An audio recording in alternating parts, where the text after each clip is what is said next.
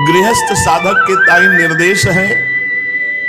ये गृहस्थों के लिए, जो गृहस्थ साधक है उनके लिए बाबा कह रहे हैं, गृहस्थ साधक के ताई निर्देश है, अत्यंत परिश्रम सो धन कमावे, छल कपट रहित शुद्ध आचरण पूर्वक धन कमावे।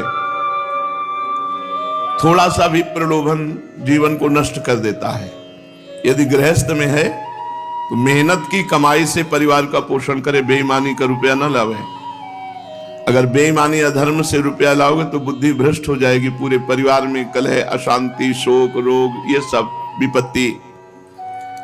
अत्यंत परिश्रम सो छल कपट रहित शुद्धता पूर्वक धन कमावे और शुद्ध अन्न सो ही उदर पोषण करे। खान पान बहुत शुद्ध होना चाहिए और शुद्ध धन शुद्ध अन्न से अपने कुटुंब को पालन पोषण करे।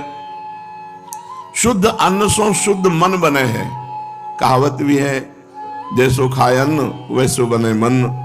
अगर हम रजोगुणी अन्न पाएंगे तो रजोगुण चढ़ेगा, तमोगुण पाएंगे तो तमोगुण, सतोगुण तो सतोगुण, और भगवान को अर्पित करके पाएंगे तो गुणातीत भाव बनेगा। पानी भी बिना प्रभु को अर्पित किए हुए ना पिए तो गुणातीत भाव बनने लगेगा। भगवान का भजन गुणातीत है, भगवान को भोग लगाया हुआ प्रसाद गुणातीत है, मायातीत है। अपनी कमाई से ही परिवार को पोषण करे, बेईमानी घूस आदि से नहीं।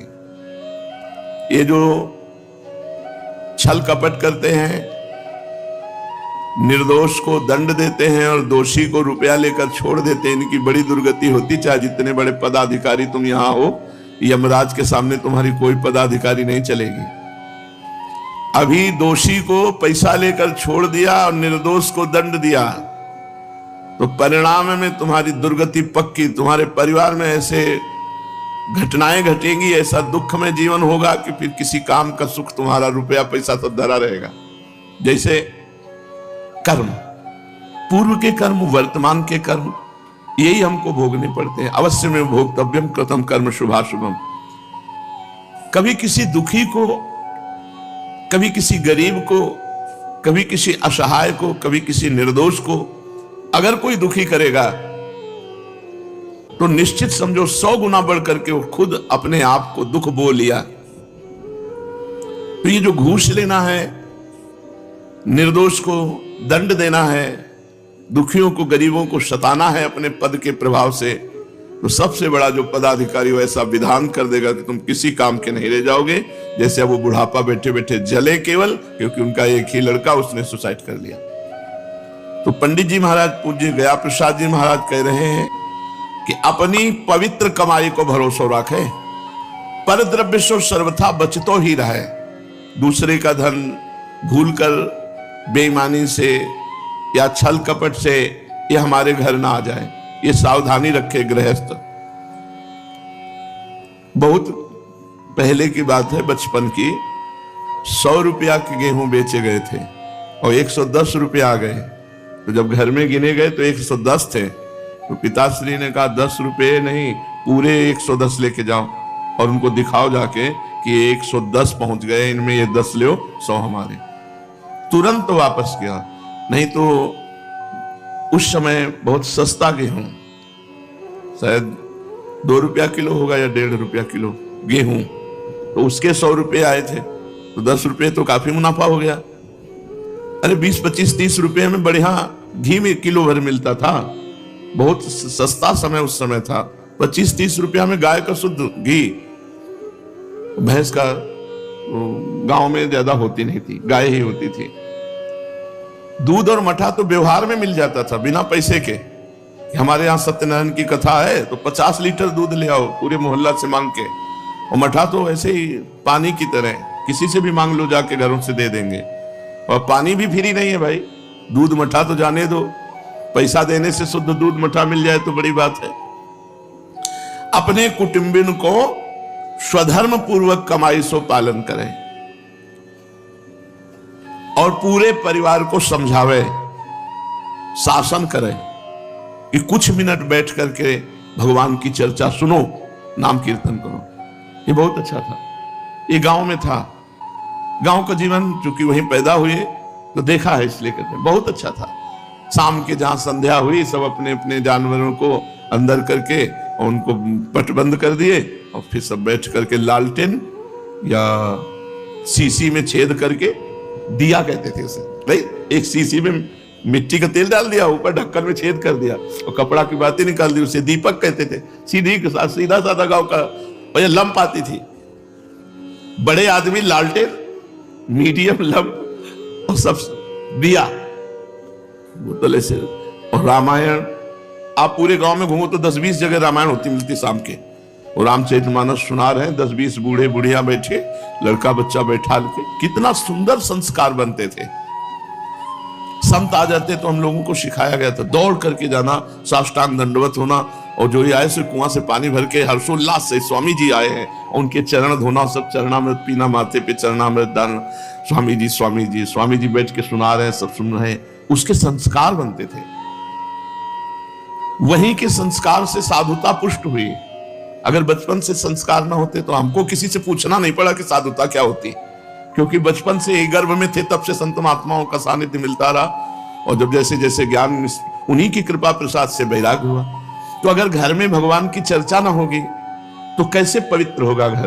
कानों में जिनके मान लो बच्चे हैं, कुछ नहीं समझ रहे पर संस्कार तो बन रहे हैं, नाम कीर्तन भगवत चर्चा तो पवित्र संस्कार बनते हैं। तो समझाए के शासन करके जबरदस्ती उनको बैठा ले, भगवान की चर्चा सुनावे, भागवत है, रामचरितमानस है, नाम कीर्तन है, जैसे बने अपने जन्म सो भगवत आराधना अवश्य करवावे। अब जैसे गांव के मंदिर हैं, देवी जी शंकर जी यही मंदिर होते थे, माता जी लेवा जाते, ले एक फूल चढ़ाओ शंकर जी पर, ले थोड़ा पानी चढ़ाओ। हमें जितना होश है उस होश में हमें पता है कि ऐसे जल चढ़वाती थी माता जी, ऐसे पुष्प। भक्ति के संस्कार माता पिता से पड़ते हैं, क्योंकि माता पिता का संस्कार पुत्र में वैसे ही आता है जैसे आचरण करते हैं। माता पिता को चाहिए कि परिवार और परिवार के बच्चों को बैठालकर भगवत चर्चा सुनावे, भगवान नाम कीर्तन करे, जैसे बने डांट डपट के प्यार दुलार के श्री भगवत आराधना करवावे। अब वहां ठाकुर सेवा अष्टयाम सेवा तो गांव में कोई सवाल है नहीं वहां, और उधर कोई नहीं जानता, यहाँ की उपासना को कोई जानता ही नहीं। शंकर जी, देवी जी, गणेश जी, और बस कृष्ण जन्माष्टमी और रामनवमी, नौ दुर्गा, यही सब मतलब गांव में। अगर भोजन दिया गया और कवल उठा लो तो डांट लगा दी जाती, भगवान को पहले अर्पित कर। तो हम लोगों को जानते तो थे नहीं, जैसे पिताजी करते थे ऐसे जल लिया और ऐसे घुमा दिया थाली के आसपास, ऐसे आचमन किया और फिर टुकड़ा तोड़ा और वैसे माथे पे लगाते थे। कोई ज्ञान नहीं, पर वो पद्धति उन्होंने सिखाई भगवान को अर्पित करके। धीरे धीरे बात पता चली तो दियम वस्तु गोविंदम तुभ्यमेव समर्पये। लेकिन संस्कार वो जीवन भर, हाथ में पानी आएगा पहले भगवद स्मरण, फिर उसका पान कर। बचपन से जो संस्कार डाले जाते हैं बड़े पवित्र होते हैं। तो अपने परिवार के सदस्यों को यदि आप आध्यात्मिक नहीं बनाएंगे तो वो आपकी दुर्दशा कर देंगे, सयाने बन के गलत आचरणों में जाएंगे। दुष्ट स्वभाव होगा तो दुष्ट स्वभाव में मां नहीं मातु पिता नहीं देवा, और साधुन ते करवावे सेवा। बड़ा पवित्र जीवन गांव का होता है, कोई छल कपट नहीं। एक आदमी साइकिल लाया है तो पूरा गांव देखने आएगा, इतनी मित्रता है। हाँ, एक मर गया तो पूरा गांव जाएगा, और यहाँ फ्लैट में मरा पड़ा हो तो बगल वाला देखेगा नहीं कि क्या है। यहाँ तो पता ही नहीं चलता, 10वें वर्ष से रह रहे हैं कि पड़ोसी राधे श्याम कर दे, वो ऐसे रह रहा है, मतलब पता ही नहीं। और गांव में एक आदमी पूरा प्रेम में जीवन, बड़ा पवित्र जीवन, हरा भरा, जिधर देखो वृक्ष खेती और सब सीधा साधा जीवन। और भगवान का नाम देखो, ये पढ़े लिखे की बात, बोले हाय हाय, वहां बोले भैया राम राम, वो बढ़िया की बढ़िया है। अब ये है कि मरो है। जब कुछ गड़बड़ हो जाता था तब गांव में कहते थे हाय हाय ऐसा हो गया, और यहाँ प्रातः काल जब मिलो तो ले हाय है। आजकल के बच्चे, और गांव में था कि राम राम, तो वो बढ़िया की ये बढ़िया, राम राम भगवान का नाम उच्चारण किए, वाणी पवित्र। हाय हाय से क्या हुआ, हाय हाय तो मचा है पूरे संसार में। तो अपने बच्चन को, गृहस्थ को उपदेश कर रहे हैं कि प्यार से शासन से बैठा लो, भगवान के चरित्र सुनाओ। देखो, गर्भस्थ शिशु पर भी संस्कार पड़ते हैं बाह्य। अभिमन्यु जी अपनी मां के गर्भ में थे और भगवान के परम प्रेमी अर्जुन जी चक्रव्यूह रचना का वर्णन किए, उसको कैसे तोड़ा जाता है उसका वर्णन गर्भस्थ शिशु ने सीख लिया था। ये तो आखिरी द्वार पर सो गई मां, तो मां की ही श्रवणेंद्रिय से जा रहा था तो नहीं सुन पाए। गर्भस्थ शिशु कयाधु के प्रहलाद जी और नारद जी भक्ति का उपदेश किए तो महाभागवत प्रहलाद जी बने। अब बालक गर्भ में है, ये सब बातें नहीं होती है, चर्चा में नहीं होती, पर ये बातें करनी चाहिए। जिस दिन से पता चल जाए कि गर्भस्थ शिशु आ चुका है, उस दिन से ब्रह्मचर्य धारण करना चाहिए माता पिता को, पर ऐसा नहीं करते। इसीलिए वो बुद्धि विहीन, अंग विहीन, भाव विहीन ऐसे बच्चे पैदा होते हैं। बच्चों का संस्कार डालना सीखो। आप लोग गृहस्थ हैं, अगर बच्चा गर्भ में आ गया है उसी दिन से माता पिता को ब्रह्मचारी रहना चाहिए और रोज भगवान की कथा सुननी चाहिए, रोज भगवान का प्रसाद पाना चाहिए, भगवान को अर्पित करके। सात्विक भोजन, पवित्र भोजन, मिर्च रहित, लाल मिर्च तो पानी नहीं चाहिए जब से गर्भ हो जाए, बच्चे की भावना और बच्चे को सुख प्रदान करने के लिए। तब वो तेजस्वी वीर शोभा वाले माता पिता के भक्त, भगवान के भक्त ऐसे बच्चे पैदा होते हैं। गृहस्थ को चाहिए कि सृष्टि में मित्र चाहे कितने ही बना ले, पर शत्रु एको न होना चाहिए, दुश्मनी किसी से नहीं होनी चाहिए। एक हूं शत्रु न बनने पावे और दूसरों को अनिष्ट कबहू न करे। यदि परोपकार की भावना से युक्त होकर गृहस्थ धर्म में नाम कीर्तन, भगवत कथा और मेहनत की कमाई, तो उसे भगवत प्राप्ति सहज में हो जाएगी, सहज में हो जाएगी। कुछ लक्षण तो हमने देखे हैं गांव के लोगों के स्वाभाविक होते हैं। पराई माता बहनों की तरफ गंदी दृष्टि से न देखना, पराये धन को न लेना, ये तो स्वाभाविक, जो पढ़े लिखे नहीं उनमें भागवतिक सद्गुण पाए गए। अब बड़े पढ़े लिखे लोग हैं, बड़ी बुद्धि है, लेकिन बुद्धि में पवित्रता नहीं है। बेईमानी से जैसे आ जाए वैसे धन मिला वो खुशी हो रहे, और जबकि बेईमानी का धन मिलने पर पश्चाताप होना चाहिए और अपने अंदर ग्लानि आनी चाहिए, उसका प्रयोग नहीं करना चाहिए। उस धन को ऐसी जगह दे देना चाहिए, गौशाला आदि में, जहां पवित्र जगह लग जाए, और कान पकड़ना चाहिए कि दोबारा मैं अधर्म का धन नहीं लाऊंगा, नहीं तो मेरे परिवार का, मेरे वंश का पतन हो जाएगा। साधन के ताई स्वस्थ शरीर की परम आवश्यकता है, अतएव खान पान ये सब ठीक रखे। ये शरीर नष्ट होना है, इसे अपना मत मानो, इससे प्यार मत करो, ये बहुत नरक का द्वार है। अगर भजन कर ले गए तो परम पद मिल जाएगा। ए भाई, उचित भोजन डाल लो, बस भजन में लगो, नहीं भजन बढ़ाओ, वजन के साथ साथ भजन बढ़ाओ, वजन अपने आप कम हो जाएगा।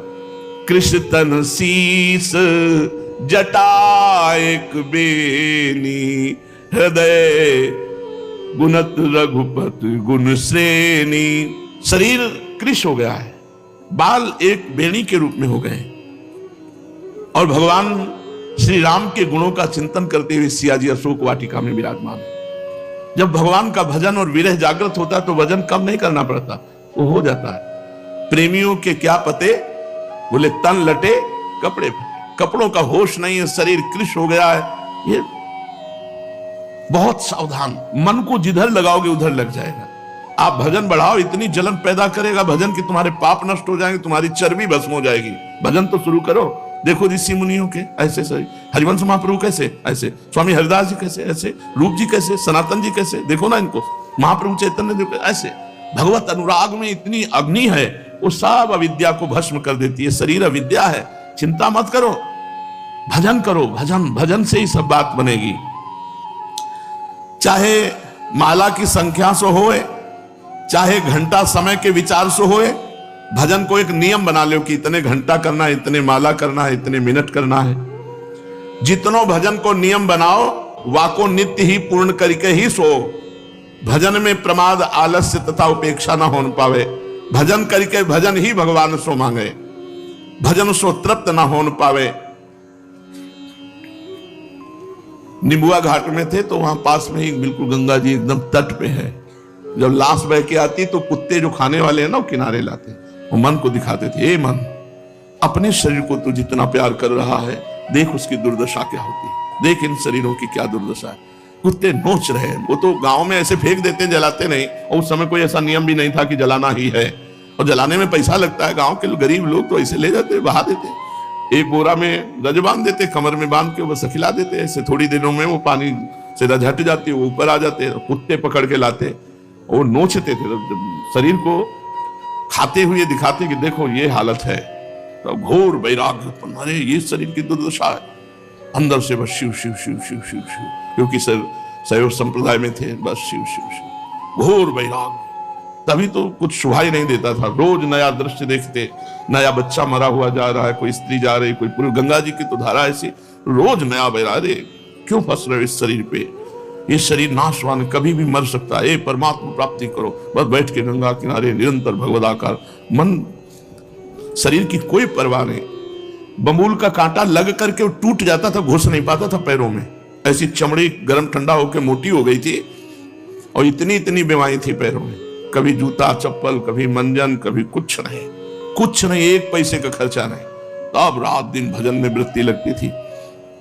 पुलक गात ही सी रघुवीर, जी नाम जप लोचन नीरू। ये स्थिति है, शरीर हर समय पुलकित है, जीभ से नाम जप चल रहा है और आंखों से आंसू चल रहे हैं। जी नाम जप लोचन नीरू, लोचन से अश्रु बह रहे, जिह्वा से नाम, पुलक गात ही सी रघुवीर। शरीर पुलकित हो रहा है, हृदय में भगवान का ध्यान है, नेत्रों में अश्रु प्रवाह है, जिह्वा पे नाम है, धन्य है जीवन। जो प्रतिपल ऐसा जीवन काट रहे हैं, इसलिए बड़े उत्साह से भजन करो, जैसे बने वैसे भजन में लग जाओ। यह अंदर खेद रहे कि हमसे उतनो भजन नहीं हो पा रहे हो जितनो करनो चाहिए, ये खेद रहे। भजन की कभी तृप्ति न हो पावे और भूख बढ़े भजन की, ऐसो भजन बने, तब समझे कि भगवान की कृपा है। कैसो?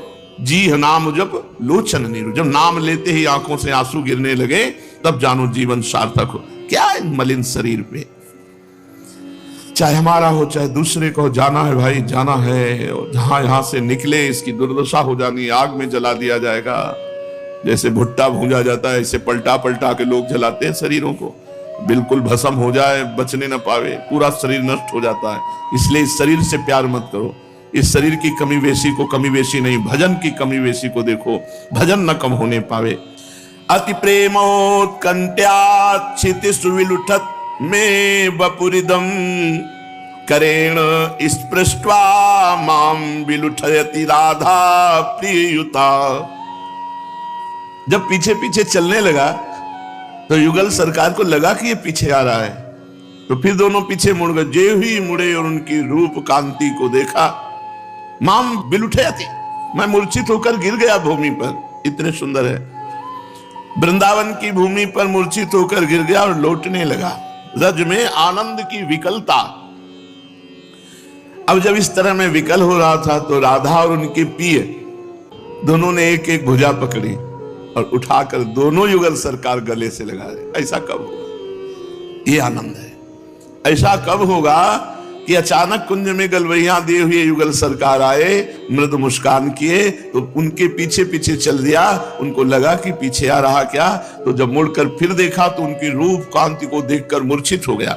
फिर होश आया, उस रज में बिलुठन, रज में लौट रहा हूं, मेरे आनंद की विकलता को देखकर प्रिया प्रीतम राधा पीजू महाराज, एक कमल राधा एक कर कमल पीजू पकड़ करके दोनों कर कमल उठाते हैं और अपने हृदय से लगा। ऐसा मेरे साथ कब होगा? अहो वृंदारण्येद्भुत महिंसी मन्यपि सुदूर, घटासा कापे का समुदयति हा किम न भविता। ये मेरी आशा क्या सफल होगी? हे वृंदावन धाम, हे वृंदावनेश्वरी, क्या ये मेरी आशा सफल होगी कि कभी मैं ऐसे आपको देखकर भूमि पर लुंठन करूं और आप दोनों युगल सरकार एक एक बांह पकड़ करके उठाएं और हृदय से लगावें? ये जब आशा जागृत हो जाती है तो समस्त आशाएं नष्ट हो जाती है। पर यह अभी आशा जागृत नहीं हुई। अभी आशा है रुपया पैसा भोग सामग्री मान प्रतिष्ठा भाई बंधु संसार, ये जब सब आशाएं मिट जाए तब ये आशा से दास्यम वृषभानु जाया तीरे समध्यास च भानु जाया। इसीलिए खूब नाम जप करो। धामवासी तो हो ही, नाम जप करो और धाम का आश्रय रखो। आश्रय मन से, वास तन से, तन मन वन से, ये तन से मन से दोनों से वृंदावन का सेवन हो।